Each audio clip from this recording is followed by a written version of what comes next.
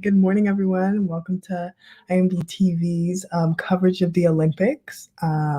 We are one day away from the closing ceremony, and we have many things to talk about. But I'd also like to bring in my co-host and guest speaker, Mr. Carl, just in his opinion about the Olympics today. And we could talk about the main highlights, the top stories. I mean, as of today, the U.S. has won gold in the women's 4x400 relay, leading the charge with Allison Felix. I mean, I'm Mr. Carl. I don't know your background too much, but I mean, in the Navy, I bet track and field was such an amazing sport, such a sport to watch, really. And at the Olympics, it's the same deal as well. Yeah. That is probably one of our stronger sports at the Naval Academy now. Both the indoor and outdoor track teams are perennial Patriot League champions, and they repeated this year as well on both the indoor and outdoor side. The season was a little bit shortened just because of the the COVID virus, but still they're able to excel. And certainly when you look at the performances over the last 24 hours, Allison Felix is right at the top. 11 total medals now to surpass Carl Lewis, and just an amazing feat. Somebody who's, when you think about everything that happens from the time that she first started, it's really amazing what she's had to deal with, because early on, she had those early successes and so forth, and then signing with Nike, and then having the big blow up with them, and then of course becoming a mom as well. But being able to come through all of that and wind up on this particular stage and performing at the level that she did, to me, it was just incredible. Yeah, I mean, a lot of athletes actually are coming back from motherhood. Like one of my mom's good friends, the middle for the women's volleyball team, Foluke, she just had her kid, and she is playing on the team. She played in club. She is dominating in the middle. And the USA volleyball team is actually headed into the gold medal match tomorrow or tonight at 12:30 a.m. Eastern Standard Time to face off against Brazil. And so that would be I, as a volleyball player, am very excited to watch that game, most definitely. And shout out to France as well for winning the gold against Russian Olympic Committee. It was such a tight game, back to back, tit for tat. And I really enjoyed watching that. Yeah, I'm gonna definitely find that volleyball game somewhere. If not, that's a good thing about YouTube. You won't miss it after it's all over. You can watch it again. But yeah, I was watching. I was keeping track and tuning into the men's basketball game. That was the other big story yesterday. Being able to hold off France, a pretty tough team actually. And then of course when I looked at their roster, they have about 3 or 4 NBA players. So I guess it's not too surprising that they were able to challenge the U.S. team the way they did. So, I mean, hats off to Kevin Durant and that whole crew for being able to come through when, a lot of people were just saying, they don't really have it this year. And certainly it's probably not their most talented team. Mm-hmm. But when you look at Durant, I mean, he's clearly, just based on the stats, he's their most decorated Olympian in history now, when you look at what he's done over the last 3. So certainly when you got somebody like KD on the court, your chances are always going to be pretty good. Exactly. I mean, the U.S., especially in men's basketball, has taken a lot of heat, especially early on when they lost to teams like I think it was France and Nigeria. Yep. Yeah. But I mean, they did it again. The 4th consecutive time in the row, U.S. has won gold, and now as Kevin Durant says, now he can talk his shit. So I bet he was getting a lot of backlash and a lot of people second guessing them. But I mean, they've done it again, and they've proved to everyone why the U.S. is first when it comes to basketball. Yeah, and the other guy I feel really good about too is I really feel good for, I guess is a better way to put it, is Coach Popovich. I think that a lot of people, it's particularly the ones in the press, are kind of, that he's probably not their favorite guy. But I maintain that if you ask good questions, he'll give you good answers, right? I mean, he doesn't suffer fools lightly. But more than anything else, when you think about all the success that USA basketball has had, and of course with Coach K's retirement and Pop taking over, it was nice to see that although the team had a different look, they didn't skip a beat at the end of the day. I mean, certainly they had to go through some things and all that, but once everything was done and the final horn sounded, there's that familiar team at the top of the podium, and that's the U.S. Yeah. I mean, in other news as well, we have the soccer match, which the U.S. won bronze on August 5th, but we have the gold medal match that happened yesterday between Canada and Sweden, which was actually won in penalties. And Right. Canada took home the gold of the 3-2 when it comes to penalties. It came down to the last second, and penalties always make me nervous. I hate them. Yeah. I don't, I don't like them. I mean, even if we saw the backlash that the boys from England got in that tournament with Italy. So they always make me very nervous, and you can see the Swedish girls were just devastated that they lost to Canada in the penalty round after such Yeah. a big game. Well, I tell you, I do watch soccer during the World Cup. I haven't really watched any matches during the Olympics, mostly because the U.S. got bounced in the semis there. But so I didn't watch the final. Mm-hmm. But from what I do know about the semis, there was a little bit of a controversial call that put Britain on the line to no, it was Canada that they played, I think, that allowed them to get the penalty kick to push them into the final. But I haven't had a chance to talk to a lot of soccer players recently, but one of the questions I would have for them is if there was one rule that they could change about that game, what would it be? And I have a feeling it would be that offside call, because I don't understand it. I think it sucks off the offense out of the game, and that's what people want to see. You know what I mean? Is it my fault that you're bad at defense? No. That's right. Yeah. Why? I mean, if there's an offside call in any other sport, we'd be like, that's stupid. It's their fault for letting us get back. That's right. But, I mean, soccer is soccer. It's the way the game is played. And I mean, I think there's offsides in other field games where you have to have a goal, like field hockey, water. Yeah, lacrosse too as well. But it's a little bit different dynamic there because the offside call occurs at a point where, I mean, it's basically when you have too many offensive players on one half of the field. So it's a little bit different than from in soccer. But I just know that when I watch soccer, I mean, first of all, they're incredible athletes. I mean, to be able to run like that all game long with minimal substitutions is one thing. I mean, it's amazing. But to see, and I like the defensive strategy as well when you look at how the team's set up and everything, but my goodness, just so many games going to penalty kicks is just frustrating for me. So frustrating. And I mean, at such a high level, most of the games come to that, which is right. That's exactly right. So annoying. But I mean, talking about both sides, we have the field hockey game, which was won by gold by the Netherlands. They beat Argentina, and Great Britain. Oh my goodness. Great Britain won against India and getting them the bronze. India has a very strong presence in field hockey. Both men and women's came into the finals match. India men's actually winning the bronze against Germany. But in the men's, well, we have Belgium winning gold against Australia.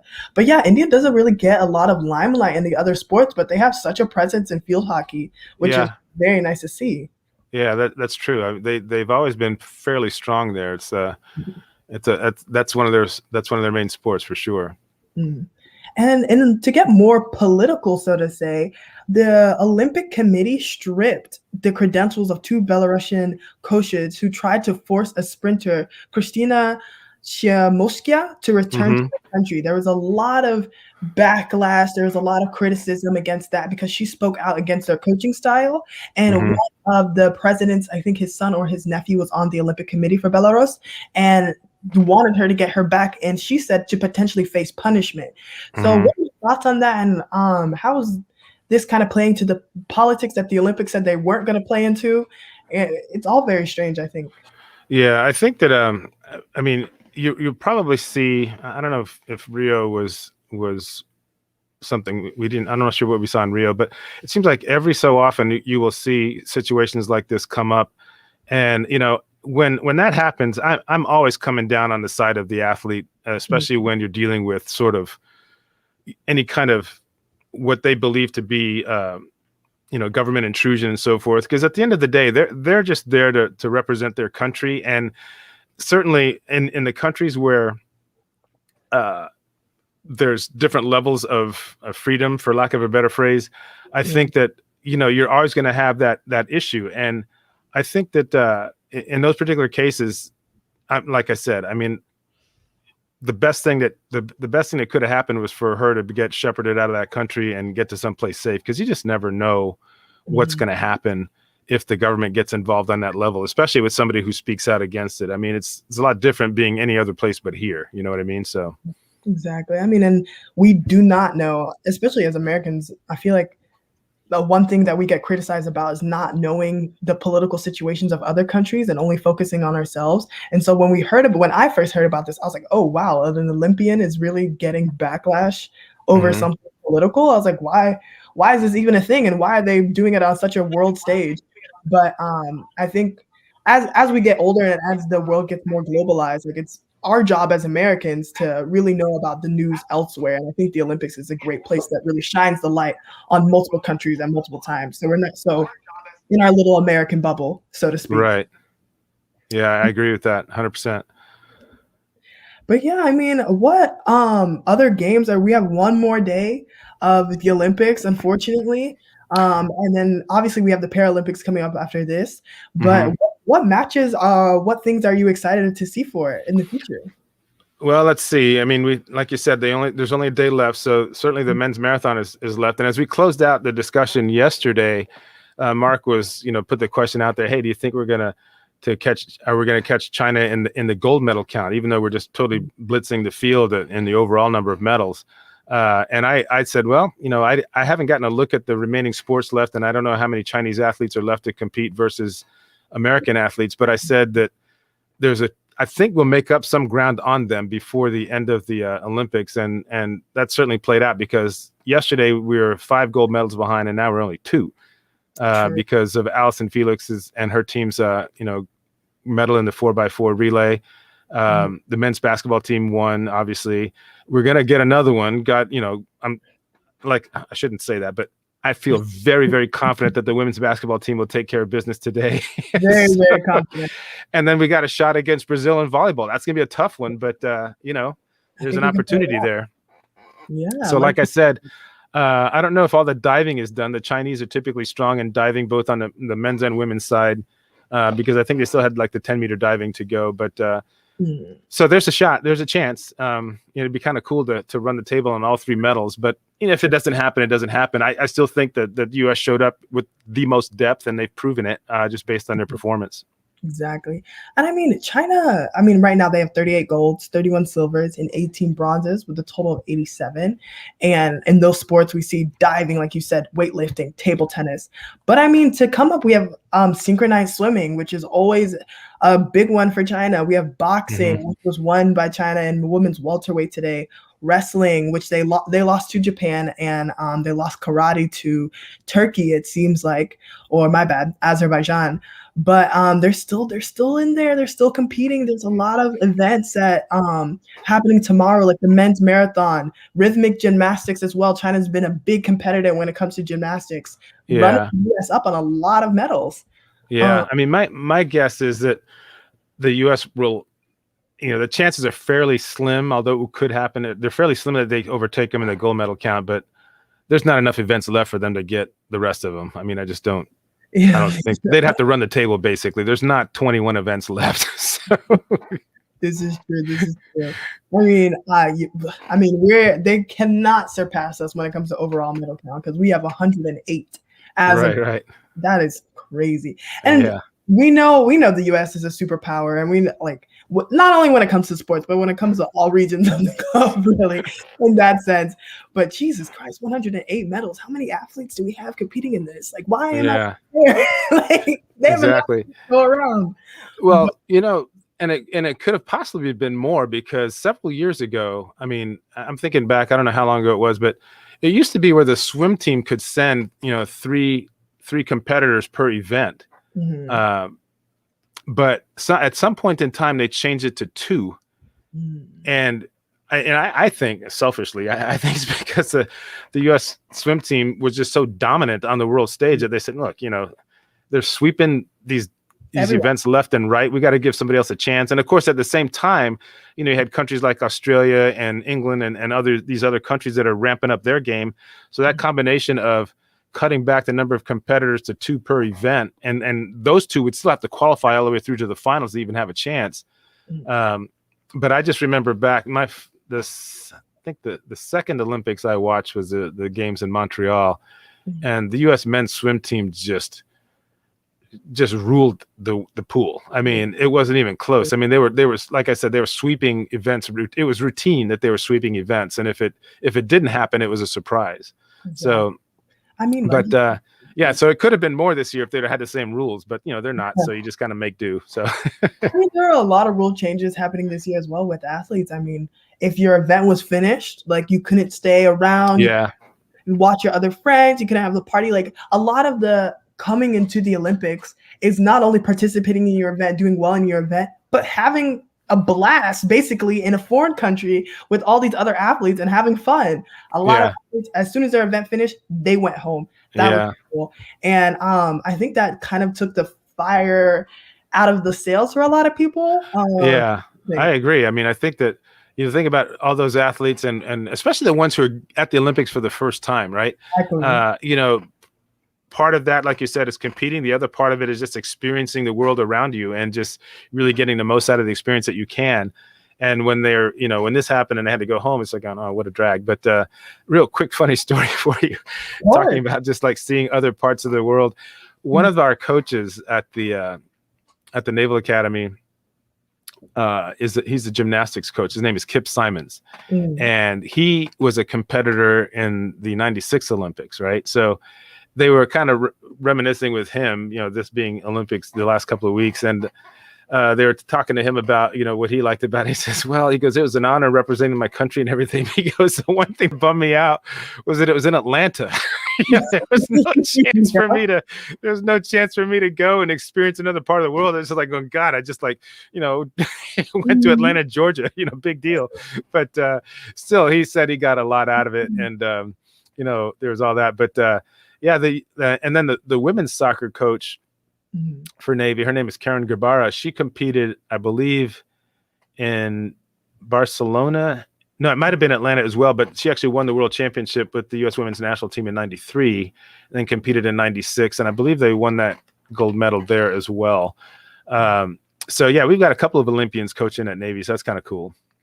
Very cool. I mean, actually, a good friend of mine, she, I would say I'm good friends with her daughter, Carla Overbeck. She competed. Oh, I know that name. Yeah. She's the assistant coach for Duke women's soccer here. Amazing person. Love her. She competed into the Olympics. I think she competed in '96. I want to say. That's a likely possibility because she was in the World Cup team in '99. So it was either '99. She was on that World Cup team in '99. So she either competed in '96 or 2000. Yeah, she was in the U.S. winning team in '91 in China, and she captained for the World Cup squad in the semifinal. And she was also the captain in the '96 Olympic team, and she has her gold medal. I have touched a gold medal. It is so nice. It's very heavy. It's a lot heavier than you would think. But she's amazing. Her daughter plays volleyball, and she's an amazing person. And I actually asked her to come on, but she had some other duties. They're starting preseason as well. But right. She's so cool. And I wonder how she feels about the soccer. Maybe we should have asked her what she would have taken out of soccer. Right. Hey, well, with the volleyball match coming up between the U.S. women and Brazil, I had a couple of questions for you there. I love volleyball. I think it's a great cross-training sport for basketball. I like to watch the team just kind of moving together as a unit out there. What are some of the things that you see that U.S. needs to be able to do to come out on top? Because I know those matches with Brazil's are always just knockdown, drag out fights, and I'm not expecting anything different this time around. So, what are your thoughts on that? I mean, volleyball. I was actually talking to my teammate about that this morning. We actually watched the France and Russia match between the men's match, and we compare ourselves. I guess when it comes to women's sports and men's sports, we compare ourselves all the time, but we try to incorporate some of the men's strength, their speed and dexterity is coupled, but they don't have the technicality. For women's volleyball, there's a lot of technical play. There's a lot of passing. There's a lot of volleyball IQ, so to say. And so while we're trying to trick the other player or trick everyone across the net, I think the USA team just needs to be a little more aggressive. Bump all the technical stuff. Bump trying to be smart. Yes, you have to be a smart player, but if if I can outplay you every time, if I can just put that 1 inch to get the ball on the floor, Mm-hmm. I feel like we can get a win, especially with such a defensive team like Brazil. Brazil Mm-hmm. is known for its defense. It's known for its huge blocks. It's known for its small liberos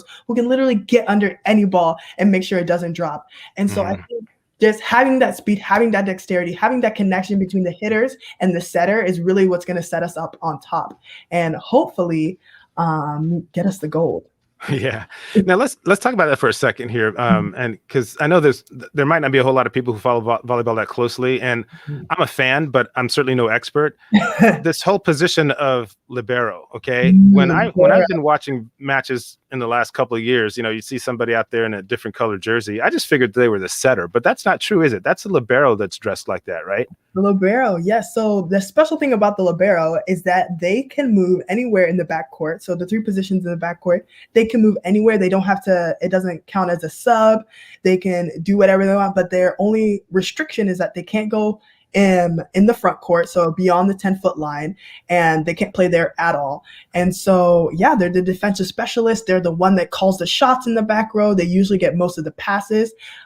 Usually they are opposite of the outside hitter, because the outside hitter is usually the one who gets most of the balls. And so they're the ones defending most of the balls because they're diagonal. And that's the easiest shot for an outside to hit. Right. So they are instrumental when it comes to the game of volleyball, because as a defensive specialist, you cannot run offense without first defending the ball. Right.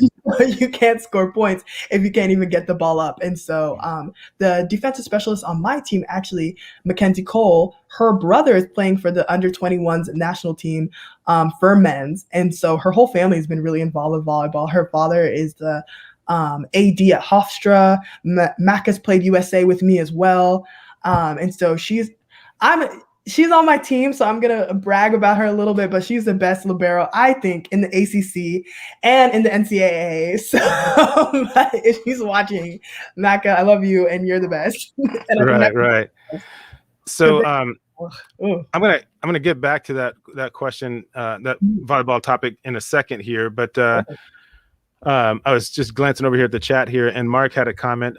Hopefully we can get that whole audio lined up there with Mark, but he was commenting on the women's marathon as well. I did catch that result where we had the American that came in, I guess it was third, and that's another thing. And I'm noticing it's been a long time since an American. I'm trying to remember the last time an American male medaled in the marathon. But we're starting to see it a little bit more frequently with the women, obviously this time around. And I believe in either Rio or London, we had an American finish on the podium as well in the women's marathon. So I would need to double check that. But it was nice to see somebody up on the platform this year in Tokyo for the women's marathon for sure. Exactly. And the gold and the silver went to, Kenya just dominates in the marathon. They also dominate in long distance when it comes to the field track and field, but they gold and silver. But it's very, very nice to see Molly Seidel winning the bronze medal for since 2004 was when we even medaled for the last time for the U.S. Okay. And, there's no medals won yet for the men's. I think competing tomorrow, I believe. Yeah, actually today at 6 p.m. Eastern time, and so that's one to watch out for. With A. Adarah Ibrahim for the U.S. is going to be competing in that, and so we will see. He's our best shot, I think.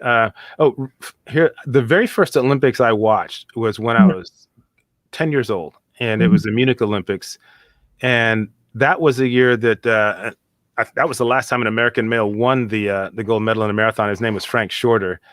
And the weird thing about that event was, like I said, it was on the last day. So they're tracking the runners, running all through Munich and stuff like that. And I can't remember at what point in the race, but Shorter took the lead. And at some point it was basically, okay, all he's got to do is just, not get hurt and he's going to win. Right. So obviously everybody's getting really, really excited. The last time that an American had won before that was like in 1908 or something, and so everybody's getting ready to have him come into the stadium and make his last lap and finish. And next thing you know, you see this young German dude that looked fresh as a daisy. He's That's jumping so in there, and I he never basically like jumped out of the crowd and ran in there, and like everybody's cheering him Mhm. because they don't know what's going on outside the stadium. They just figured he was a competitor. I mean, he had the number and everything, and then Shorter followed him in about maybe, I'm going to say, half a minute later, and he's completely bewildered. He doesn't know what's going on because he sees this other person on the track. Now, like the cops caught up to him and hustled him off the field there. But it was just like it's kind of was a drag because it kind of stole Shorter's thunder a little bit Yeah. because the crowd had already kind of reacted to the first runner coming in, and then they said, "Well, wait a minute, who's this guy here?" They didn't realize that Shorter was actually the one who was leading the race. Yeah. So it's kind of a bummer for him, but he got over it. But that was the weirdest thing I'd ever seen, and I mean the weirdest thing I've ever seen since, and that was the first Olympics I'd ever watched. So it's kind of strange. It is strange. I mean, going back to the medal tally as well, I just wanted to talk about how we see these huge countries like US, China, Russia, and how they are always at the advantage. Do you think that's due just because of our position in the world, or do you think that's also due to the large populations of these countries? These populations, they send more delegates, they have more money, they have a larger pool of people to choose from to get these medals. And what is one way that what's something we can do as a global community to equalize maybe this situation? Well, when it comes to the Olympics, I think, I mean, you're always going to, I mean, to your point, yeah, you got a bigger pool to draw from. You're going to have, more success across the board. Now, what I think is as important in the Olympics is when you find countries that are able to say, you know what, that sport right there, that's what we're going to specialize in. So Jamaica sprints, right? Exactly. I mean, let's face it. I mean, they dominate the sprints these days across the board, So even though they don't have the specific numbers, they understand that if we're going to compete on a global scale, we can't do it in every single event. We got to put our money into one particular program and maybe two programs. Well, I should say the majority of our money. Let's put it that way, and dedicate our efforts to developing those athletes and bringing them up and doing it that way because there's just no way they're going to be able to compete across the board. So the only other option is to specialize. And, Australia to a degree is in the same way. I mean, they focus on swimming primarily, right? I mean, when you start getting to other countries like, Britain, they can kind of extend a little bit because now you can say, okay, we're going to go with track and field as, collectively, right? Everything, maybe not the field events necessarily, but a lot of the running events, middle distance, especially, they were really known for years. But I think that's the way they answer it. And anybody who's a sports enthusiast will appreciate that. They said, okay, wow, there's this little island country out there in the Caribbean Sea just kicking butt in the sprints. That's pretty amazing. So I'll certainly appreciate it, even if nobody else does. But then we have one country in particular who literally does not follow that trend at all. That's India, which has the second largest population in the world, but such a poor history when it comes to the Olympic Games and like winning Olympic medals or even getting in the top 10 when it comes to medal tally.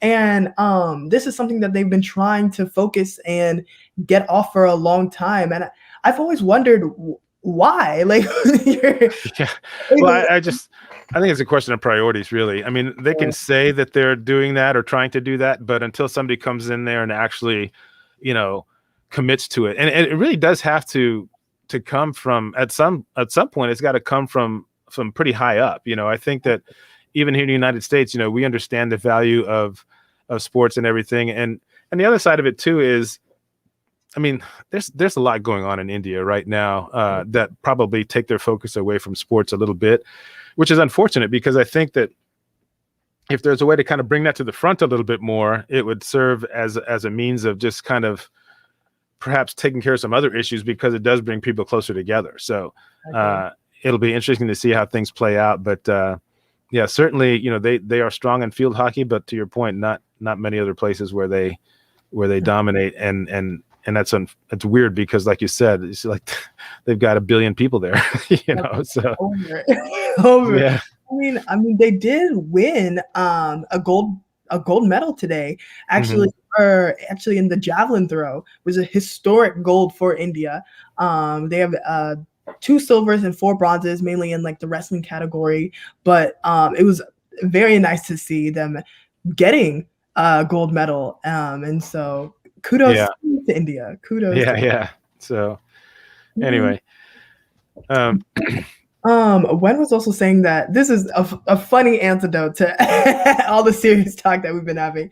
But believe it or not, the architecture was once an official Olympic sport.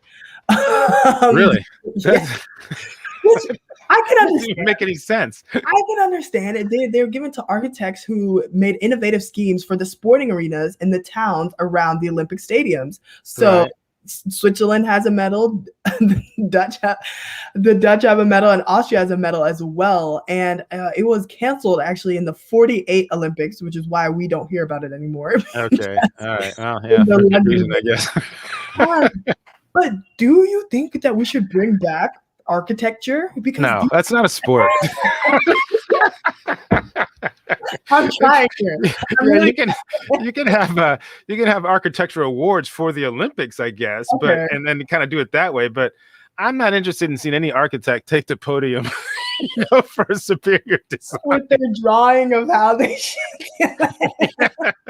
Maybe we could do architecture for I mean, I'm not knocking their talent or anything like that, but if you're not out there sweating and pulling muscles and stuff like that, you're not going to be getting an Olympic medal from me. So. I mean, there's a lot of people who said there's a lot of sports that people think should be in the Olympics. There's a lot of sports that people think should not be in Olympics. So like equestrian, there's a lot of backlash for that. Trampoline even, and handball. People say handball shouldn't be in the Olympics at all. But what do you think of these? And what sports do you think should be added to the Olympics as well? Yeah, well, added. I'd have to kind of really think about, because we're getting to the point now that you're thinking, okay, what isn't in the Olympics? But for real. But when I think about it, I'm looking at, I'm pretty flexible, I guess. But when you start getting into things like trampoline, I mean, you got gymnastics, right? I mean. So let that take care of all the athletes who are just incredibly gifted when it comes to knowing where their body is in 3-dimensional space. I mean, I can't even imagine doing that. Kind of shifting gears a little bit to what Simone Biles is going through. I'm surprised that doesn't happen more often. Because I'm thinking of myself, the only thing I could do when I was at the academy, we had to take gymnastics, and it was more or less just for general coordination and stuff like that. And I could jump, I could take a running start and I could do a forward flip, right? Couldn't do a back flip, but I could do a forward one. But that was it. And that was enough for me because I knew if I tried to do anything else, I'd be getting lost and I'd be landing right on my head. Exactly. And when Simone Biles was talking about getting the twisties and stuff like that, I'm like going, oh, so that really is a thing for gymnasts. I didn't know that, and now that I know about it, I'm surprised it doesn't happen more often. Because I just can't imagine trying to keep track of what my body's doing when you're doing all that twisting and flipping in the air and trying to land on your feet without killing yourself. You know what I mean? Exactly. Like what's up, what's down, like that. To be honest, just thinking about that just makes me dizzy, because these people are turning over 6-7 times in the air before their feet even land on the ground. Right. That. And so it's not even your brain just jiggling around in your head. It's also just like, which foot am I going to put down first? Yeah, exactly. Yeah. My ankles take it. And so, yeah, I'm glad that Simone Biles has really shined a light on some of the injury. It is probably a lot more common than we think, but as athletes, as we were talking about our mental health earlier as well, athletes do not speak up. We are trained to push forward through our injuries, basically, and just shut up and do the game. And I think athletes at the top levels like Simone Biles, Naomi Osaka, and Michael Phelps have told us, like, that's not going to help anyone. And I'm glad that they are reaching out and telling people how things should be. Yeah. For athletes. I mean, the thing I've never really been able to understand is that, you have, high blood pressure, you take medication for that, right? Okay. You have arthritis, you take medication for that. You have, and nobody thinks anything different, right? I have high cholesterol. I have to take medication for that. Mhm. So that's all aspect of physical health. Why should mental health be any different, right? I mean, now you're dealing with arguably the most important part of your body, your brain, right? And for people to disparage anybody for having to manage those issues on some level, I think is really short-sighted. And I'm just like, to your point, I'm glad that everything is starting to kind of come into the light a little bit more as it relates to mental health, because I think that when people do understand it a little bit more and have the courage to confront it head on when they see these other examples of people coming out and telling their story, it's going to be better for everybody. Exactly. I mean, and honestly, it kind of just pisses me off, like, especially reading the comments on social media. It's when people who have people who have no experience being an athlete just talk about athletes like they know what they're talking about. I know. But in other words too, I mean, you played sports. You were obviously very active in the Naval Academy. What sports did you play, and what sports do you love to watch now as well? Well, I think the one I like to watch the most is college basketball. And, I'm not saying this because I'm talking to you, but I'm a Duke fan for a number of reasons. My godchild graduated from Duke in, what was it? Let me see. 2000, and let's see, she was 193, so 0313. So probably about 8 years ago, she graduated. And she's actually living in New Zealand now, working for the government down there. But wow, I didn't talk to I her. was I was initially when I was in flight school, I was dating a girl whose roommate went to Duke, and I remember watching the Final Four, well, actually the NCAA basketball tournament over there, because that was the year that Navy and David Robinson made it to the Elite Eight, and it was Duke that knocked them out with that team they had with Tommy Amaker and Johnny Dawkins, and that team that made it to the final against Louisville, but they ended up coming up a little bit short. But that's when I first started following the Blue Devils, and subsequently, following their championships all through the years. But college basketball is my big one. College football, I guess, is the next one. But I don't really follow many teams besides Navy, and Navy's never going to be a national champion in football, and I don't care. But but I just like watching them because I still think they represent what college football is all about. Some of the other sports that maybe a lot of people don't know too much about, we've talked about rowing a few times. I've been a really big fan of that sport, especially in the last few years that I've learned a little bit more about it. And tennis, I used to watch a lot more on TV than I do now. But my wife and I do go to Indian Wells. We've been there 3 times to watch the big tournament. Both the men's and women's tours make a stop in Indian Wells and outside of Palm Desert, California. That's about a 5-hour drive from where I am here in Phoenix. And we haven't been able to go the last 2 years because of the coronavirus, but it should be, they're actually going to be having the one tournament. This year's tournament was pushed back from March until October. So they're going to have it in October. We're not going to go to that one, but we're going to go again in March when they go back on the regular schedule.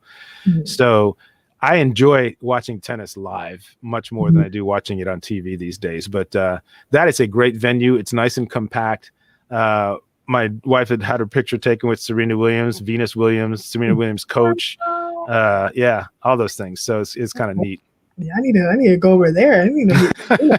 But like you were saying, I mean, I'm a North Carolina native. So, and also both of my parents went to state, but really? Family rivalry. But I mean, Duke basketball runs in my blood. I love it. I mean, ever since before I was even recruited to play volleyball here, I pretty much knew that I was gonna go to Duke. I had to go to Duke.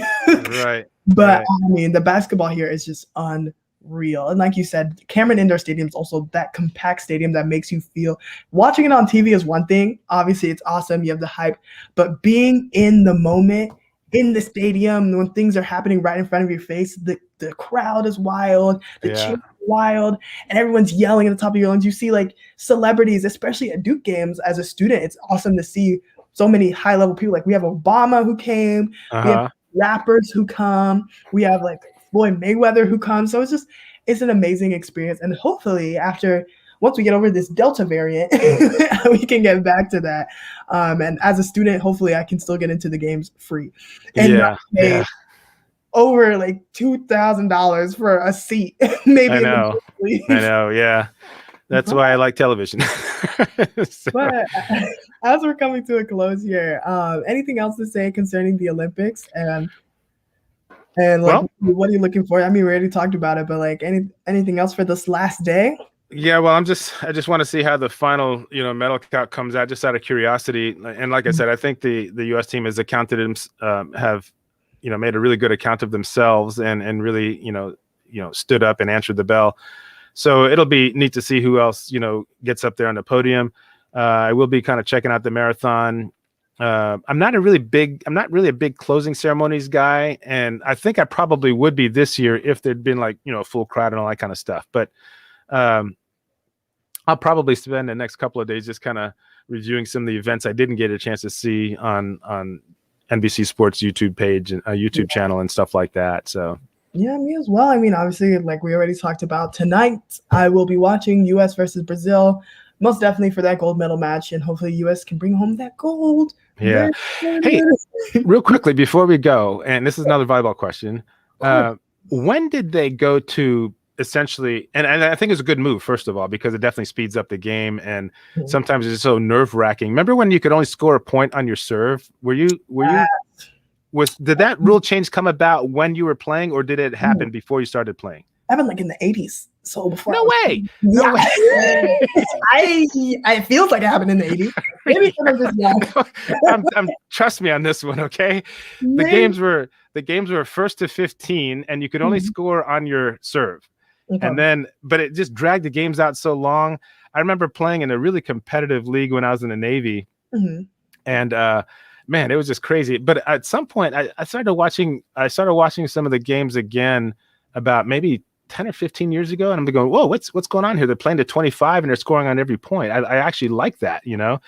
Are there any other innovations that you would like to see in volleyball that aren't there right now?